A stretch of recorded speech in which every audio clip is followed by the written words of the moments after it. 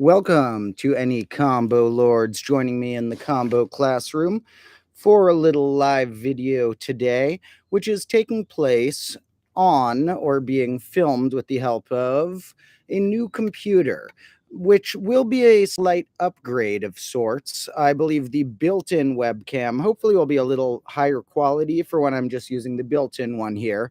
I have not cured all of the internet issues around here yet, although I do have some Ethernet cables ready to figure out how to attach, which I'll be doing this week.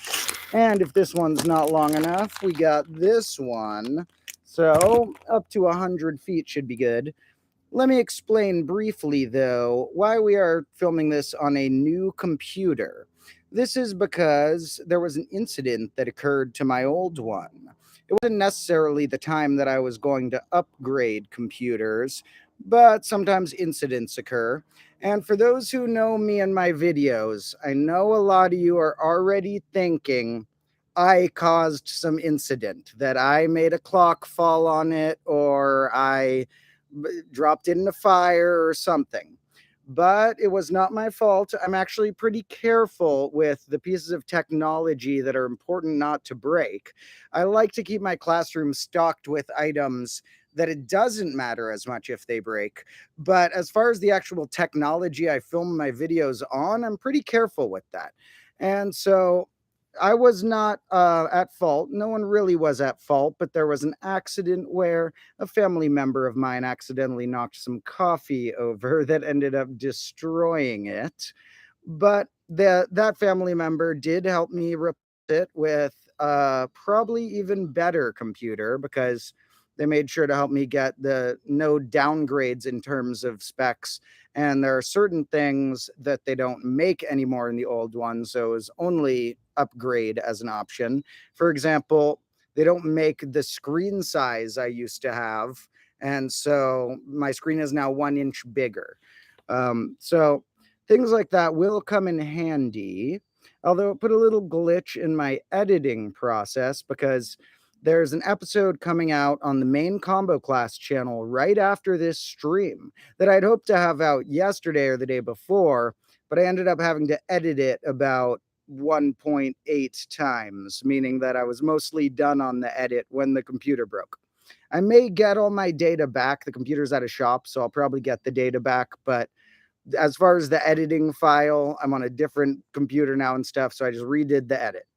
Now, that episode will be great. So, for all the fans of my more concentrated mathematical learning, make sure that right after this stream, even if you leave early, that'll be about an hour from now, you head over to the combo class channel, not this one, where my not longer than the streams, but my more consolidated yet longish projects go. And I will note one more bit about the story that's a little funny, which is that at first I would have said it had nothing to do with anything combo classroom related as to why the computer broke. However, it did have to do with the Toro flux.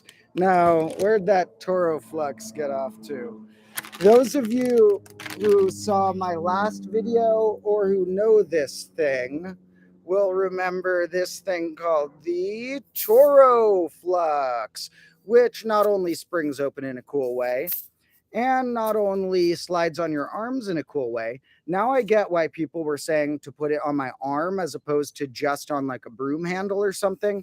The arm's a good distance and length for it to do a cool ripply effect.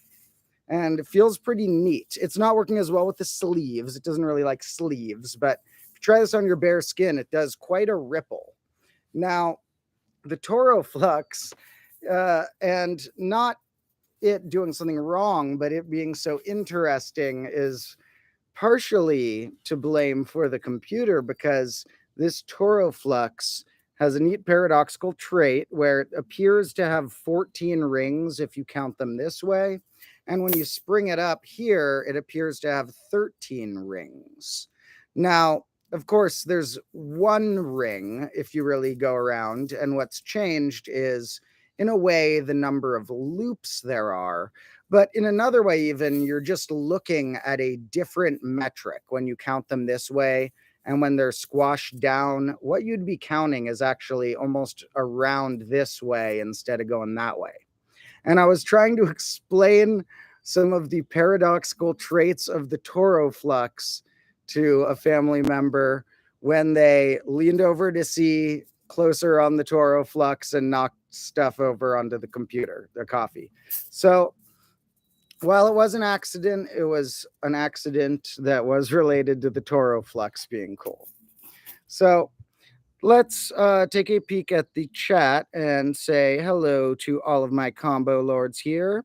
And what is up to the Magic Fellow and also to Stick here are both people who have helped me out on the Discord a bunch.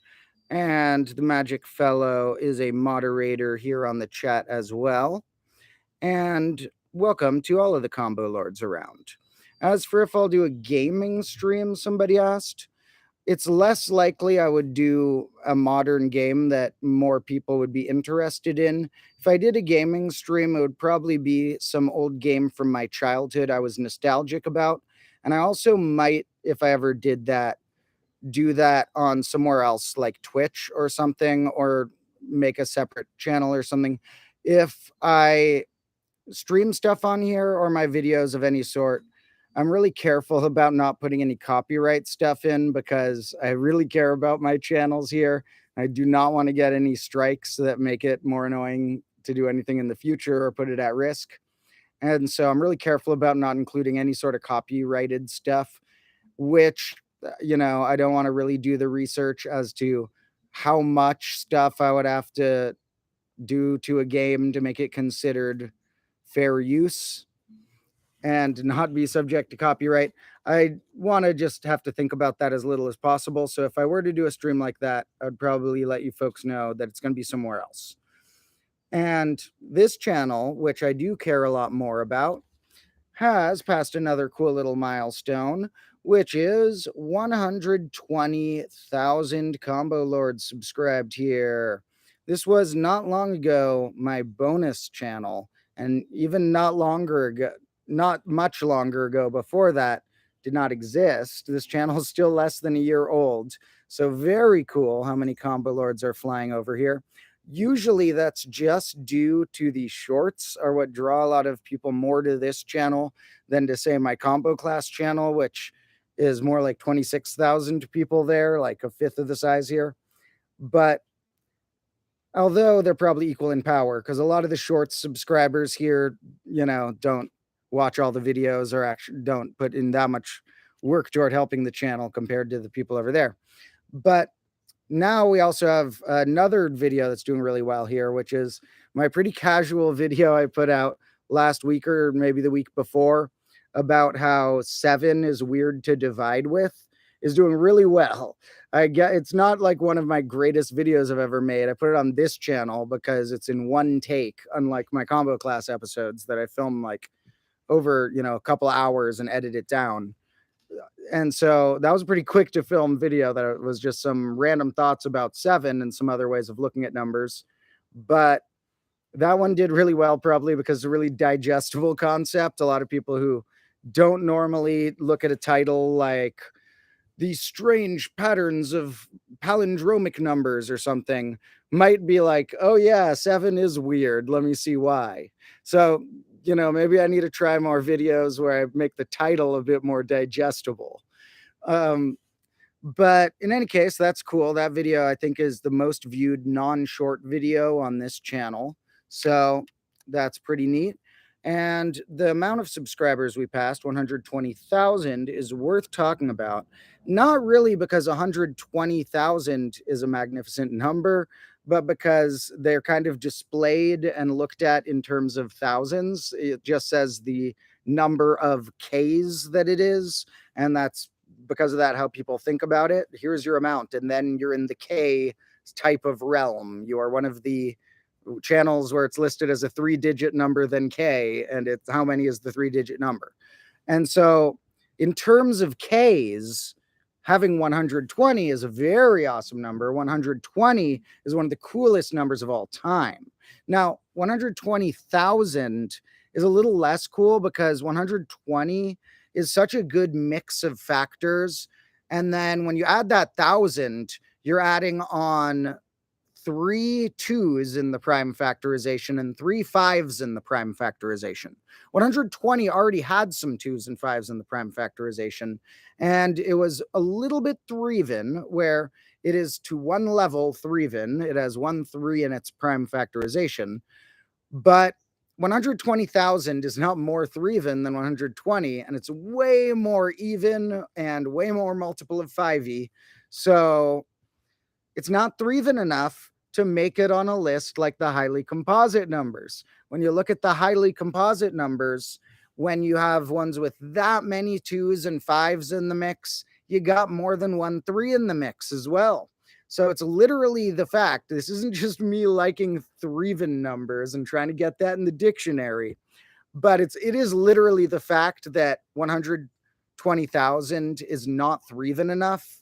And maybe also the fact that it doesn't have a multiple of 7 in the mix that makes it not on the highly composites list. Now, 120, though, not only is on the highly composites list, it's also on a lot of other good lists. 120 is, first of all, by being on that highly composite list, that means it has more factors than any smaller number, so it's more divisible than any of the smaller ones. It's also a factorial. 120 is 1 times, 2 times, 3 times, 4 times 5. Now, why are factorials important? Oh, hey, Sage is here. Come here, Sage. That is one of my cats, as many of you may know, and he is visiting our classroom. Maybe I'll pan this over so we can get a little Sage cat meow. Hey, Sage. You want to say hi to the stream? Yeah, it's a little Sage. Hey, Sage. So, you can come over here if you want pets, Sage. In any case, 120 is a factorial, and factorials show up all over math, but one of the simplest ways is they count the amount of ways of permuting a certain amount of items, which means ordering all the items, and all the items are different from each other, and you put them in an order where they're all included. How many ways are there to do that?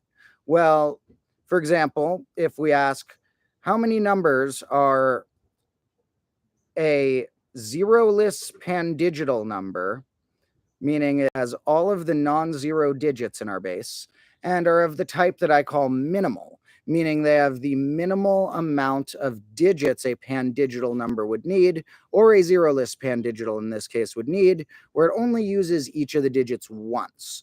So for what I would call a minimal zero-less pandigital number, how many exist?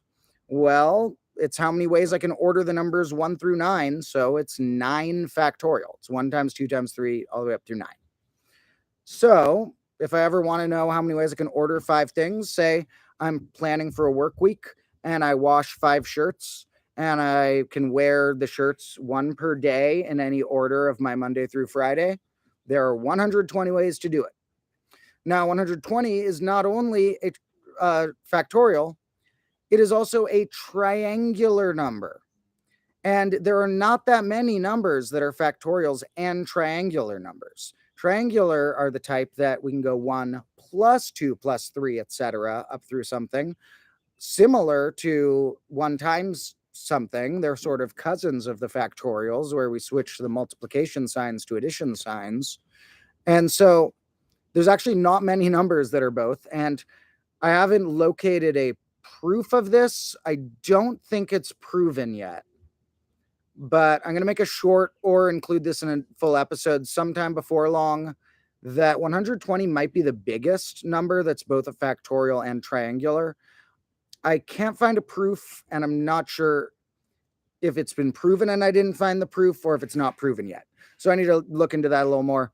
Then that will show up in a short or a main channel episode. But at least up to a massive size, it is one of the very few triangular factorials, not quite as special as 6, which is the same number of factorial and triangular number. It's multiplying up through 3 or adding up through 3. That's really rare. But 120, it's still pretty rare that it's multiplying up through 5 and adding up through, I believe, 15, but let me double check this.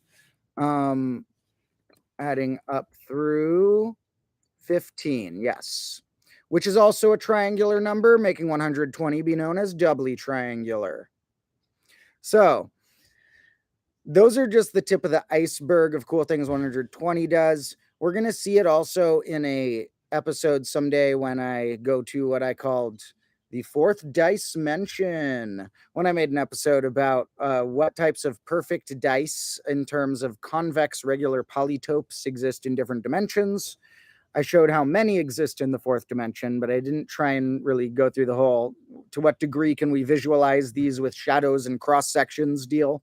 That will be a future episode someday, where we will meet something called the 120 cell, which is one of the perfect shapes in terms of being a regular convex polytope.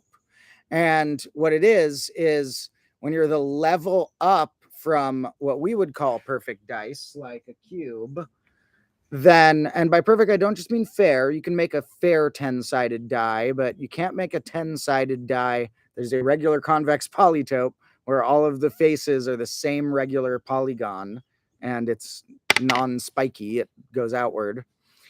And when you go a level up from this, instead of having a volume with surface areas, you have basically a hypervolume with surface volumes. And those surface volumes are dodecahedrons or dodecahedra. I forget how you pluralize that. Dodecahedrons or dodecahedra are the faces of the 120 cell, and it has 120 of them connected. We'll go more into detail on that in the future, but it's a very important shape.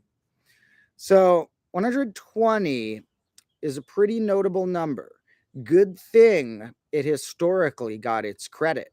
Bad thing, in the modern era, it stopped getting its credit. Historically, there were times and places where 120 was the one called 100. And then, as 100 started to sweep in and steal that title, 120 became known as the long 100.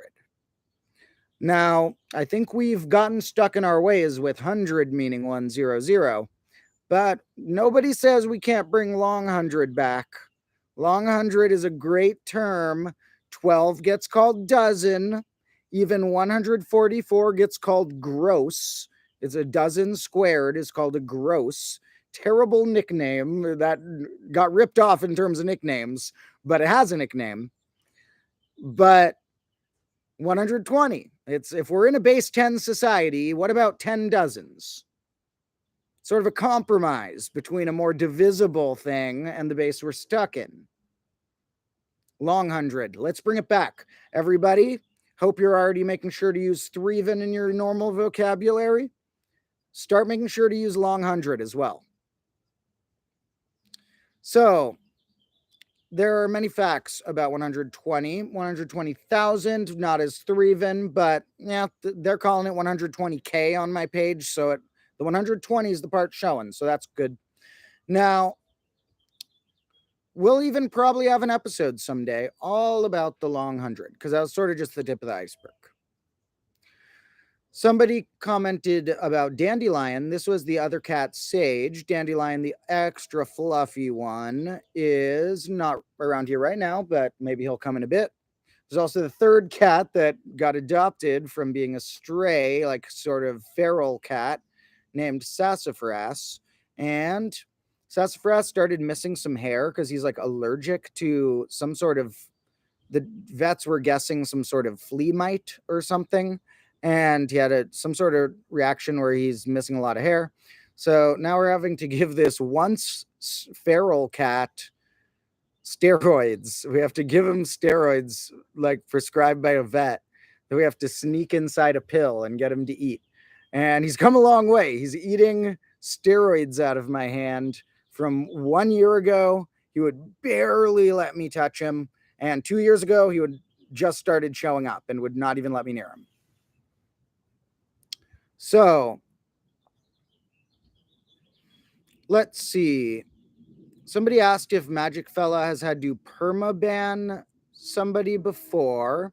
And And he says he has not. That's good. Hopefully, we won't have to ban too many people around combo class because I am a big fan of, like, second chances or people learning from their mistakes. However, there are lines that can be crossed, so we shall see. And let's see. Somebody noted they have rehabilitated some feral cats too. That is nice. This guy, he will start showing up in videos soon, probably, because now he comes in the mornings with the other cats. They're indoor and outdoor, but he spends more of his nights outdoors, even though sometimes he sleeps on one of the beds. But he spends sometimes outdoors, and then in the morning he'll come in just begging for love before he cares about food. So let's see. I think those are all the comments for now. So I'm going to go to another topic, but feel free to leave more questions. I will check the chat again before long. Now, our other topic is related to a cool new mathematical toy that I actually have in the frame right here. It might not be looking like much right now, but pretty neat. So I have my P.O. box. To anyone, it's not technically a P.O. box, actually. So if you mail stuff, don't write P.O. box. Just write what's in the description here. But there's a P.O. box like private mailbox I have, that the reason it's not technically a P.O. box because those actually don't accept that many mail carriers. This one accepts more. But I expected to get a lot of clocks there, of people's old broken clocks, and probably nothing else cool. However, it's sort of been the opposite, where I have gotten one very small clock, and I've gotten a lot of other types of cool stuff. We've more recently gotten a large stack of mysterious documents, like I showed in my last stream. We've gotten what was one of those other neat ones? Here is gotten mailed a wasp nest, no wasps in it, luckily, and got mailed these Ethernet things, which were from one of the viewers, George Carosi. Thank you to George if you watch this later. Who also, he's one of the ones who sent me most of, if not all, of the various science toys I've gotten, such as the Toro Flux and a variety of cube-like things. It turns out when I thought about it, I was like, puzzles come in cubes a lot. When you have like a little physical type of puzzle, a lot of them are cubes, and turns out that just works well for puzzles. And one example is this thing that I've unwound and need to figure out how I can get back to its square form, or I mean cube form.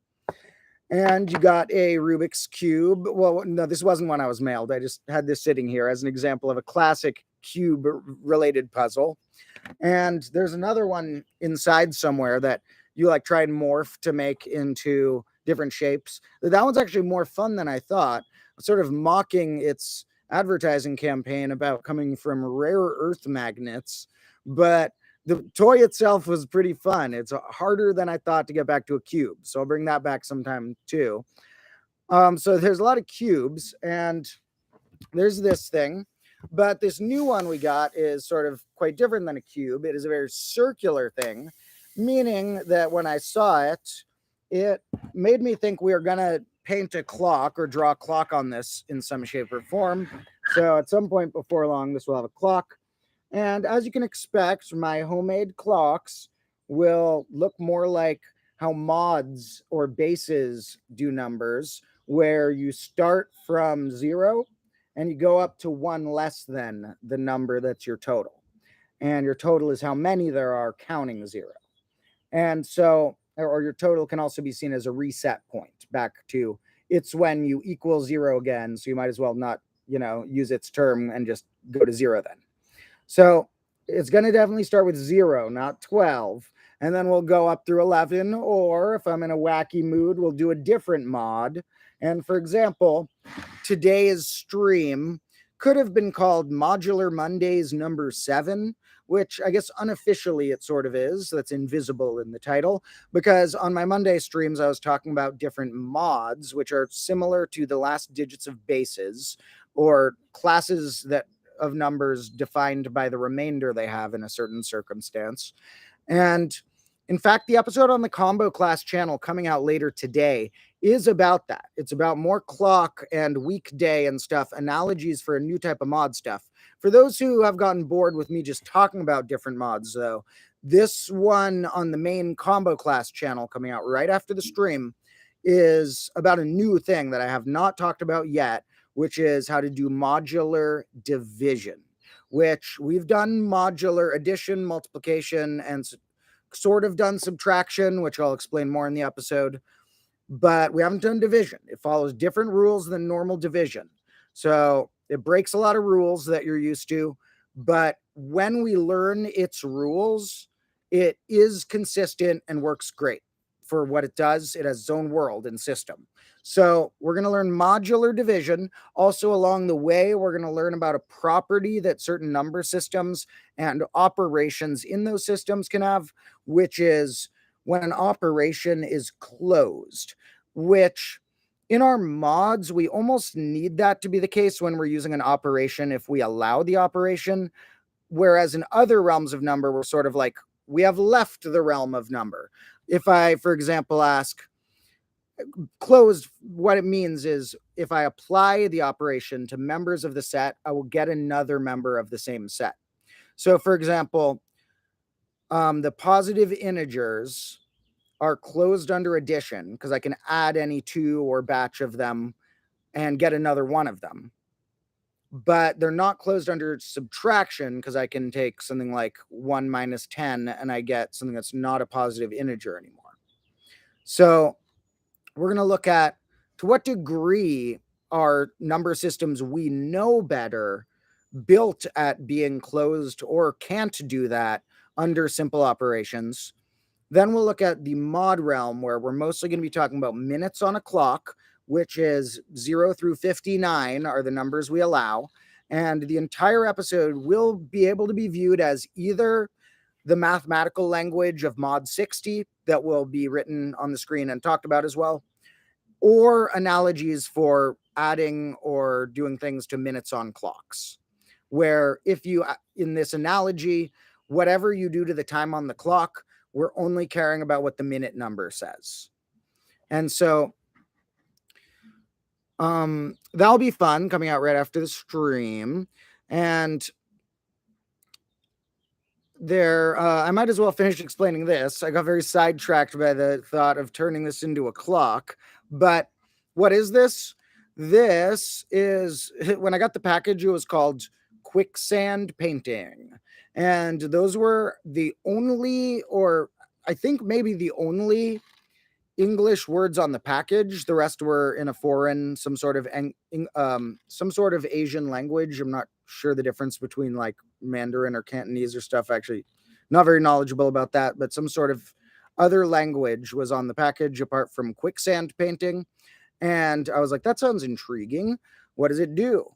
And what it does, it turns out, is if you turn it, it starts partially being trapped by this bubble layer, which also sometimes breaks into many little bubbles, and partially starts where the bubble is not, leaking downward. And they call it painting, I guess, because if you readjust it at different times during, you could theoretically paint something at the bottom. The colors form clusters because they're probably different weights, or something about their density or buoyancy is different.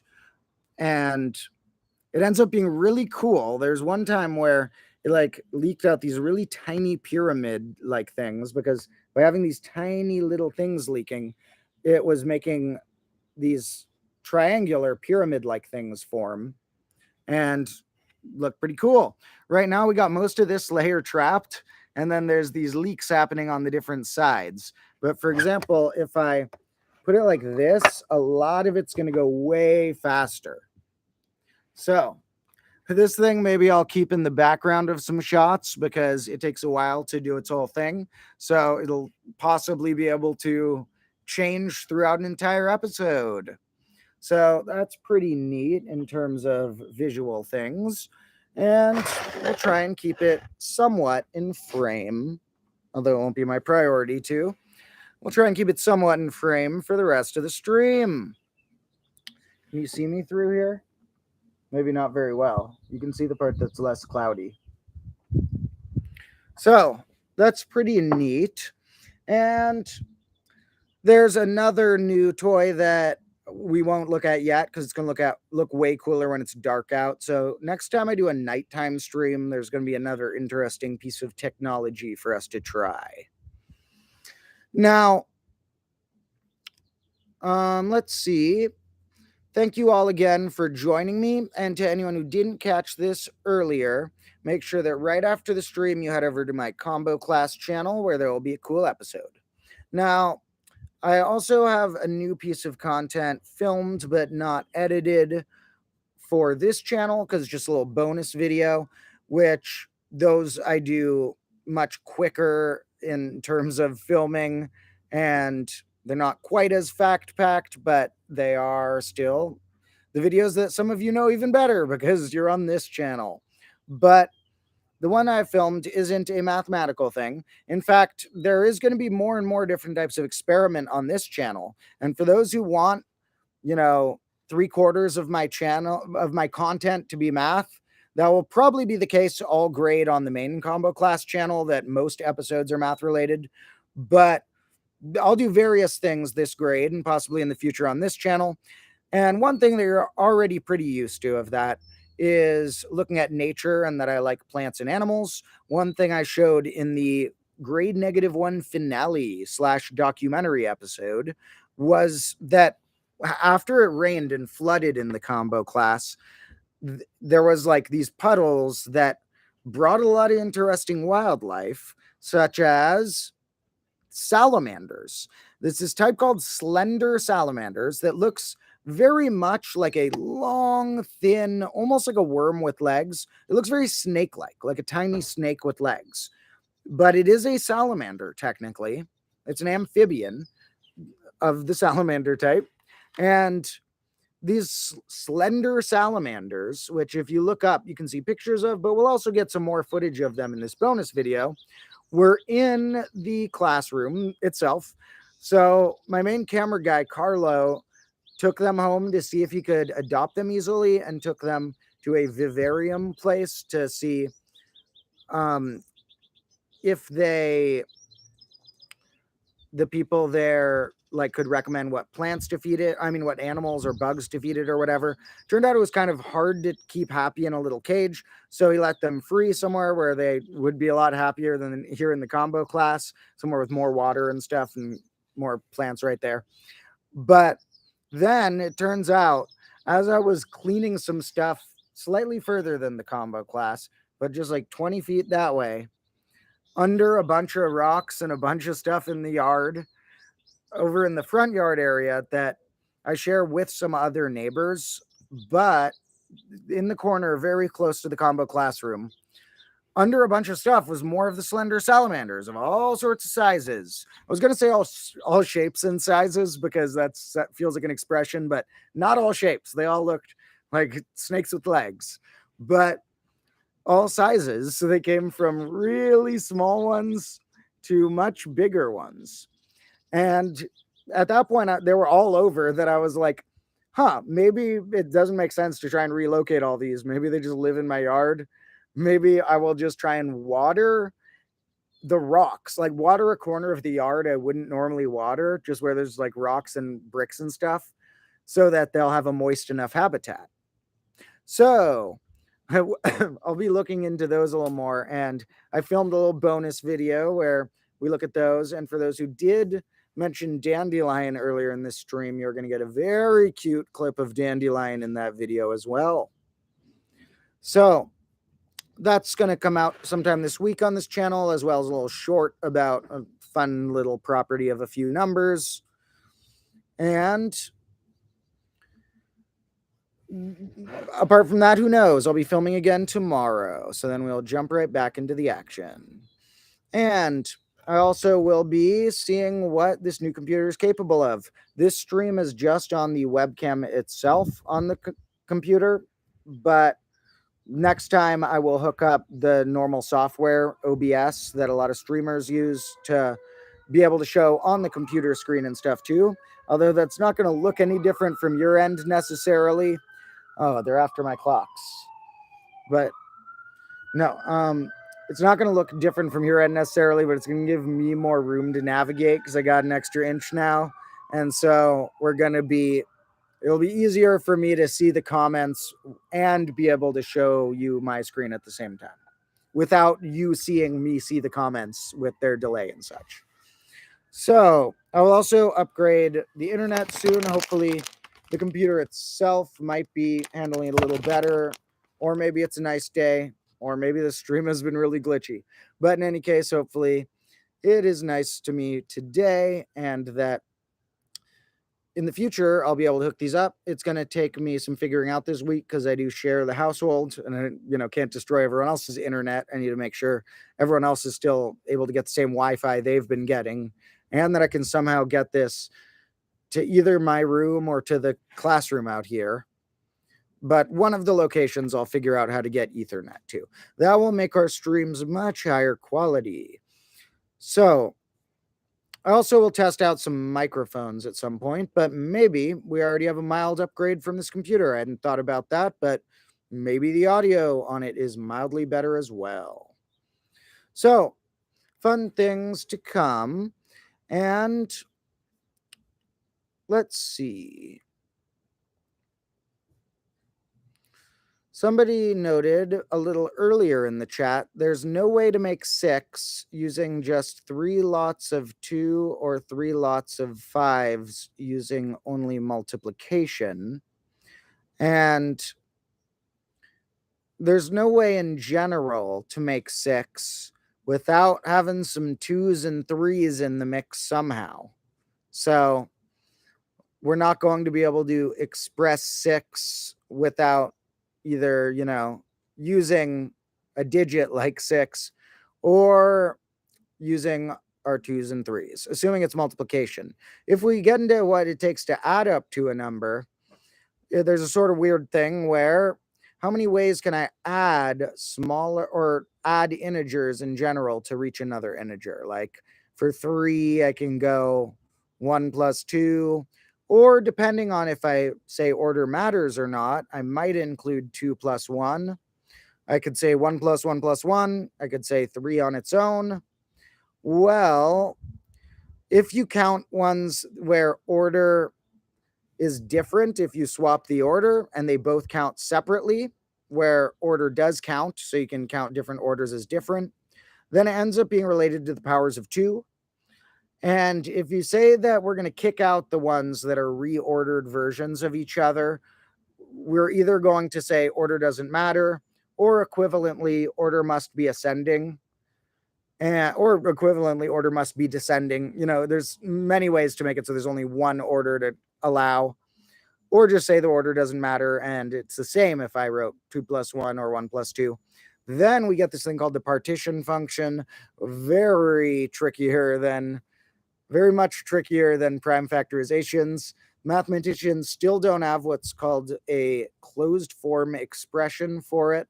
And that sort of means that their ways of getting it are not in the form of a little single equation, unless that involves something infinite, like a limit. And it's a little more complicated than that, but basically we'll do an episode someday about the partition numbers.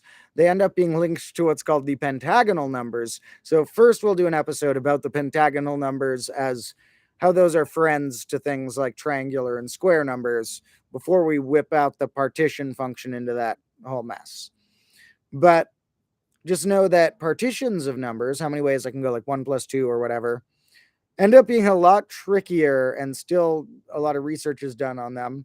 A lot of research is done on prime numbers, of course, as well, but it's not about worrying about which primes make up each number. I mean, it's worried about figuring out which primes might make up a really big number. So that is tricky in its own right. But we do know that the amount of ways that primes can combine to a number, if order doesn't matter, is 1. We know every number has 1 prime factorization. As I showed in a recent episode on the main combo class channel, and a sort of follow-up on here, we can extend that to rational numbers as well, having prime factorizations. So I say going forward in combo class, we are going to consider rational number, or we're going to consider that prime factorizations as a default hold for any rational number. And then we'll note if we're making any extensions. Instead of, a lot of the time it's assumed the default is they only hold for positive integers. And I guess they only hold for positive rational numbers. We have to attach the negative sign after.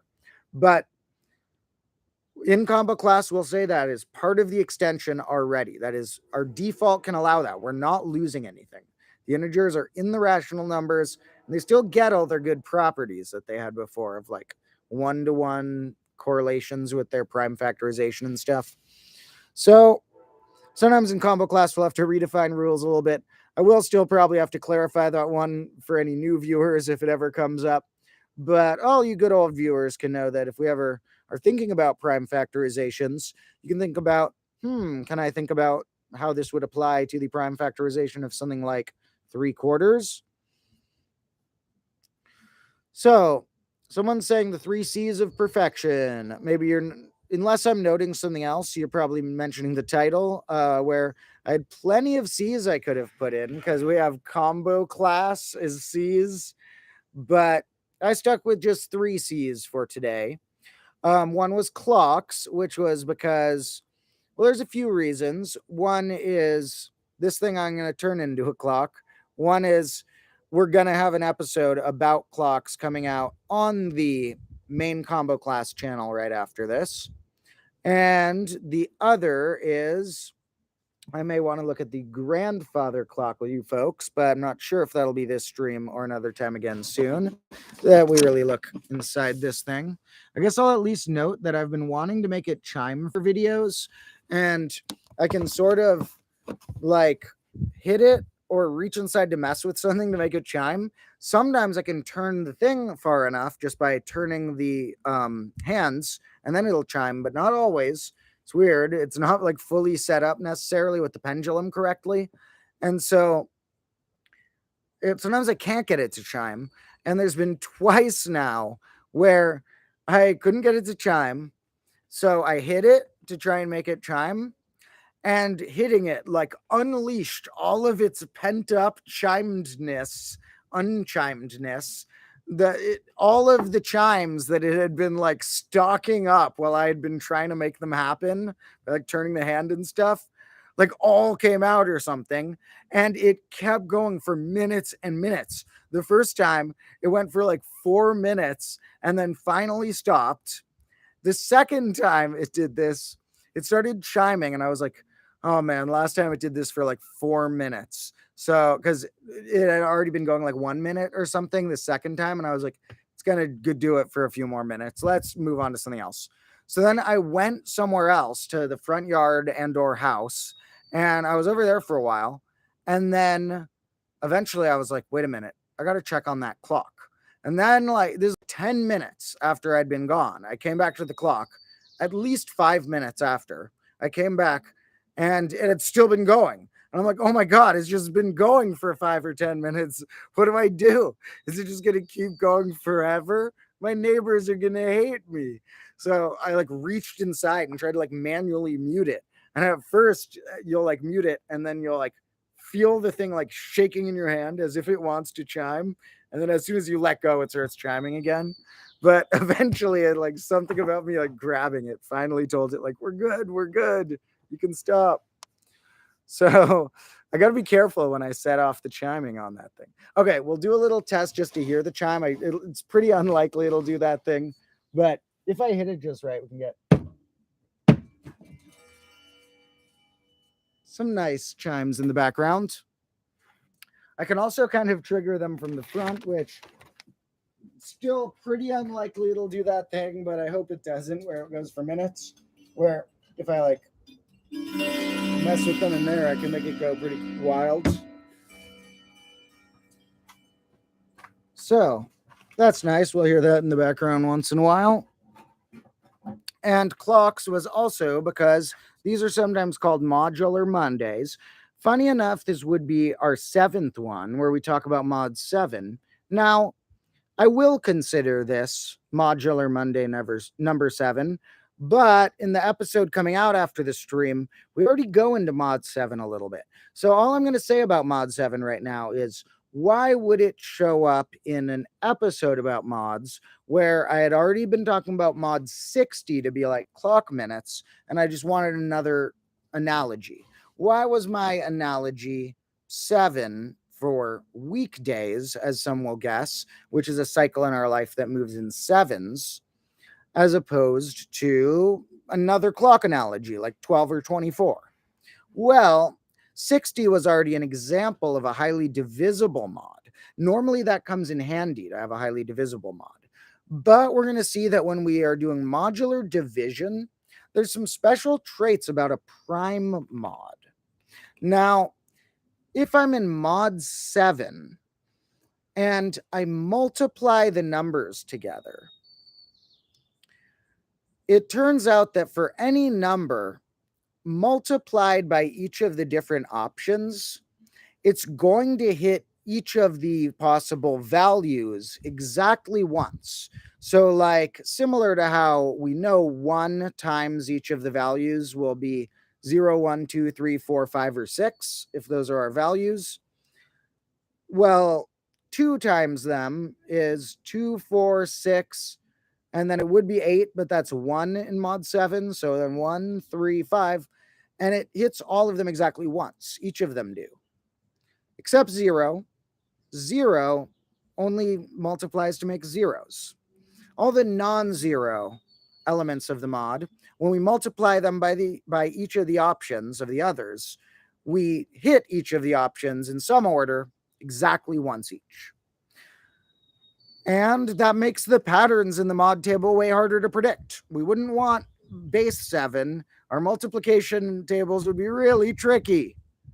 But it turns out that trait, where they hit it each once, is going to, it's not the reason I give in the episode. This part doesn't really come up in the episode, but it's part of the backbone of why we'll see in the episode prime mods can do some special tricks when it comes to modular division. It's really just a version of the trick other mods can do, but a more thorough version where they can do it more consistently. So we'll see that prime mods actually can be better in a way in terms of modular division that we'll be looking at.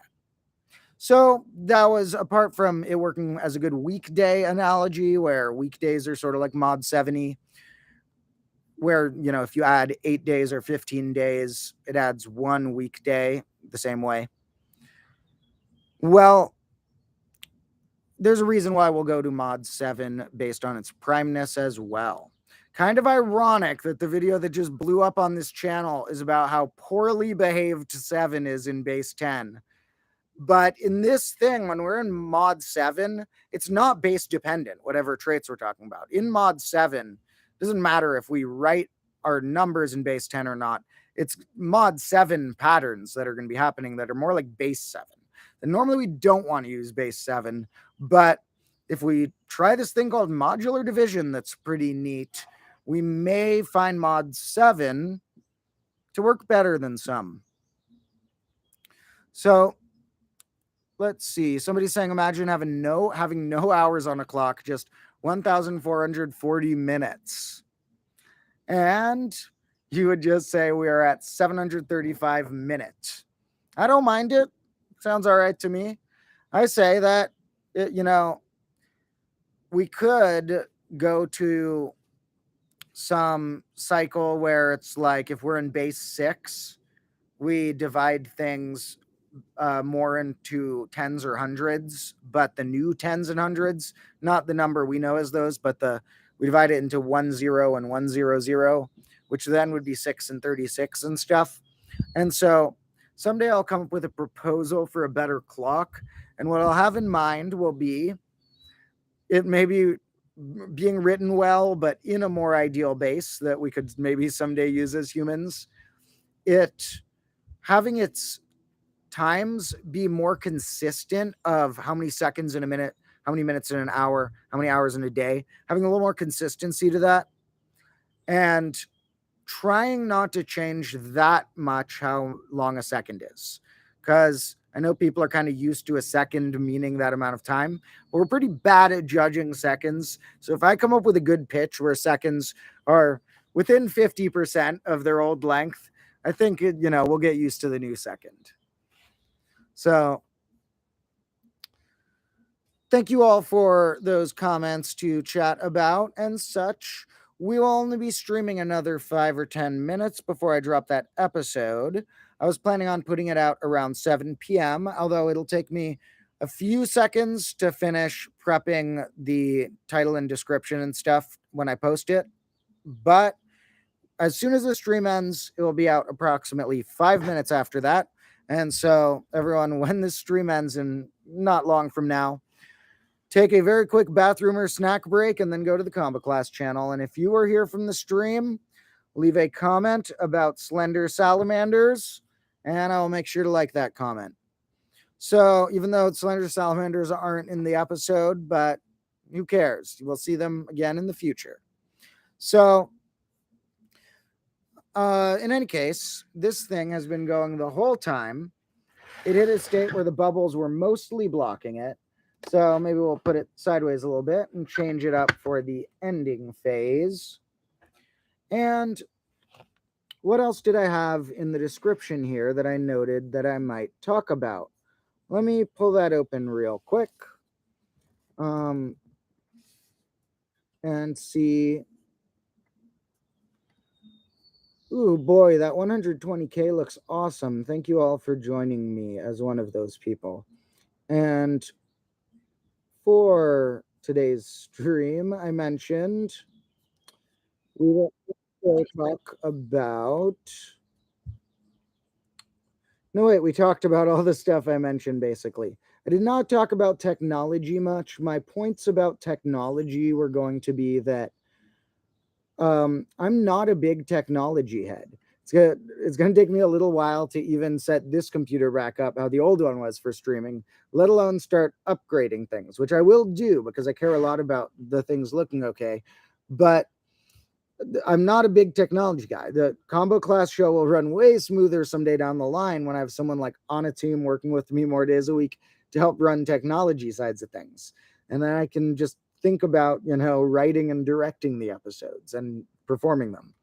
And so with that said, I wouldn't have gotten a new computer for a while. I probably would have waited till my old computer fully got obliterated.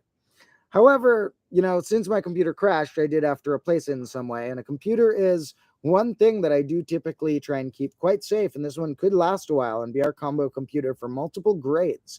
Because since I don't like technology, I don't want to have to go through the process of relearning it or figuring out what's the best deal on it or which ones are trustworthy or what. And so I want to, get my technology running extra smooth and just add to it a little bit at a time. And most of my stuff I like is way more old-fashioned. I like reading books. Sometimes I even like writing in a paper notebook and stuff. But I have grown to really like having a laptop that I can stream on, that I write in Word documents on, and a few other things. And so this is our new one that I will end up growing to love, that will hopefully last us for a few grades of Combo Class. So hopefully it's a slight upgrade on its default stuff right here. I do have other webcams and stuff we can hook up when helpful and stuff, but I wanted to test out how the default ones are. So why doesn't everyone give a ranking of give an A, B, or C, or D, or whatever to the audio quality and to the visual quality right now? And then I'll know how imperative it is to use other webcams or stuff. Hopefully sometimes it looks better in the processed version after than it does live, but I'm not sure. So remember that in a moment or two, I'll be leaving and to comment something about slender salamanders on our new episode. Because in general, part of why I'm saying that is because I like to know who came from the stream. And part of why I'm saying that, obviously, is because it's helpful to have comments on the videos. So I will note that to all the people who are so supportive of wanting this to grow even further, that from my analysis of what helps on YouTube or what doesn't, because I put out hundreds of videos. One of the most important traits is how many comments are on the video. And it's sort of weird because it makes videos that are highly controversial actually end up getting shown a lot, because even if they have a lot of dislikes or something, the high amount of comments overweighs that to YouTube. So apart from how many people click it and how long you watch it, which actually are the two most important factors, how many people click it and how long they watch, comments seem to be the next most important. So to anyone who wants to help, that always helps to leave some sort of random comment, whatever it is, on the videos. And to anyone who wants to help more, this will be my 30-second pitch to say, there is a cool Patreon, which all the people above a certain tier are getting thanked at the end of this episode, like I do in some whiteboards. And all the people on the Patreon are being thanked in my descriptions currently on that channel. I'm going to start adding that to this channel too, where since this channel's grown so far and isn't just a bonus channel anymore, it's a slightly more freeform channel, that I will start adding my Patreon names to these descriptions as well too. Because why not? And there's also cool bonus content there. Like the latest thing I put up is an extended version of my field trip to the Marina Sundial that we took in the grade -1 finale, where I cut out the original audio because it was way too windy, but I put the original version with super windy audio and a bit longer there on Patreon. So head there if you're extra helpful. But if you can't, remember those comments help too, and how long you watch stuff and how many you click. But that's not my goal to play the system. It's working well enough for me. So luckily, since it's working well enough so far, we get to keep rolling with creativity being our main drive. We get to keep rolling with my goal when I'm making an episode or live stream is, what can I teach in a fun, unique way and make it creative and different? So that's worked well enough so far. So I don't really need to focus on playing the algorithm or game or whatever too much. So grade -2 is an experiment like grade -1 was. May have a little more little experiments of strange different things I want to try, but overall will be a pretty similar experiment because grade -1 was pretty fun and worked pretty well. So that is about all for what I had planned for this stream, because now is about the time I thought I would drop that episode.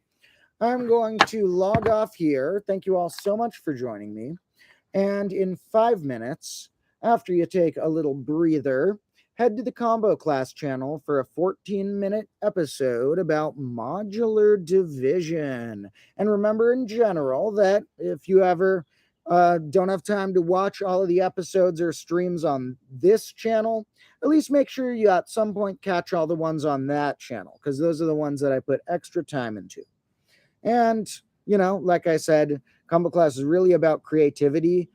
And on that channel is extra where I get to express it, because I do multiple takes that I edit together, as opposed to this channel often being one long thing. So, although our Slender Salamander episode will need a little editing because there's a few different shots for that. So, thank you all for joining me. To whoever is upset they joined at the end, these will always be saved unless there's some weird reason I can't or shouldn't save them. Typically, my streams are saved as videos after, although they're on the tab that says live on the page now instead of the tab that says videos. So feel free to rewatch the old streams. That helps just as much, even though maybe not be quite as fun. I still look at comments on those. I can't see all the comments people leave on shorts. If you ever want me to see a comment, leaving it on a short is not the best way to go because there's too many comments on some of those. Don't have time for that. But leaving a comment on a video or after the fact on a live stream, I usually see all those and look through them whenever you leave them. So thank you all so much. You are an awesome part of this journey. And let me see. This says this version is fixed. When does the other version come out?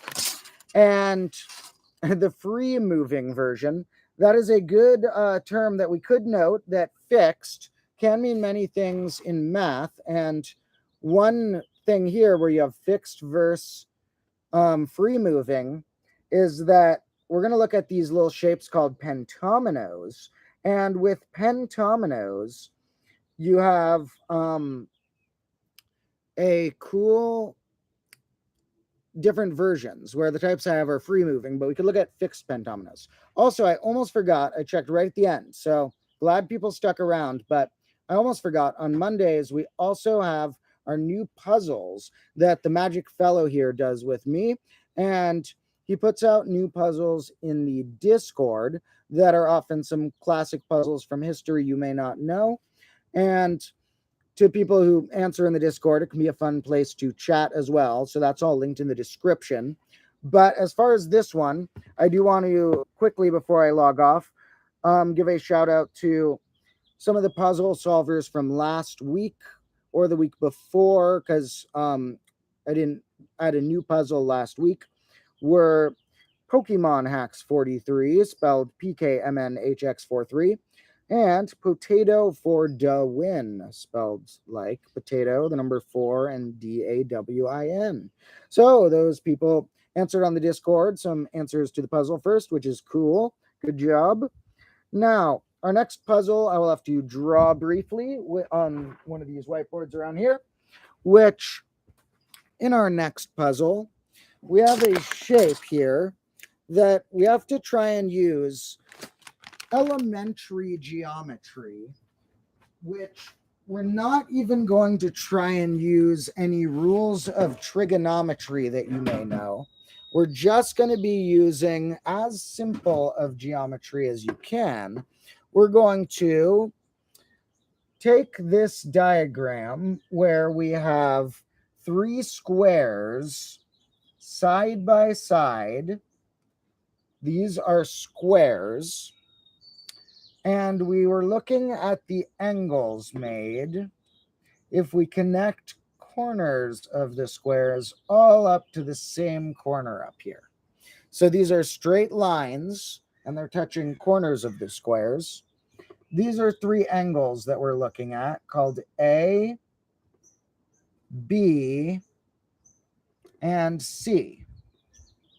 So the challenge of this week's puzzle is using elementary geometry and not using any rules of trigonometry, We want to prove that angle C is the sum of angles A and B.